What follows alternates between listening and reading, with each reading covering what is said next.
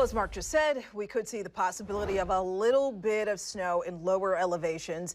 Meanwhile, a winter storm warning is in effect early tomorrow morning through Wednesday morning for the Coast Range. Some of the higher peaks in the Coast Range could see a good dose of snow. Fox 12's So-Young Kim is live in Vernonia with how folks are preparing. So-Young? Pete, Riel, it's been a pretty calm day today before the storm here along the Coast Range. And as you can see, just really overcast and cloudy skies. People we spoke with in town say they're excited for some snow even this close to the month of March.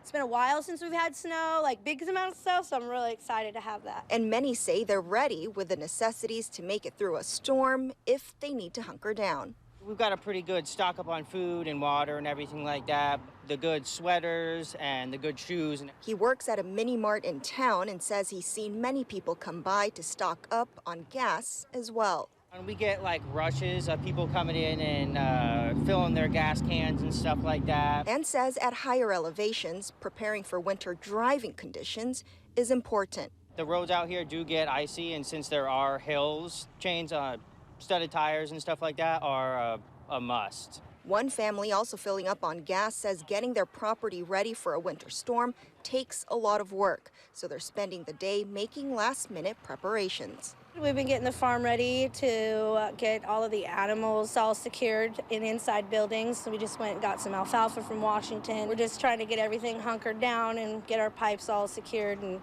hopefully there's no wind. They're talking about wind, so we're a little nervous about it. A lot of work, but her son says he does hope he gets enough snow to enjoy it. Oh, I love being out, and then it's super fun and exciting. You know, like she said, we take the snowmobiles out and always have fun out there. Be sure to tune in on air and online for the latest on any school delays or closures. Live in Vernonia, So-Young Kim, Fox 12 Oregon.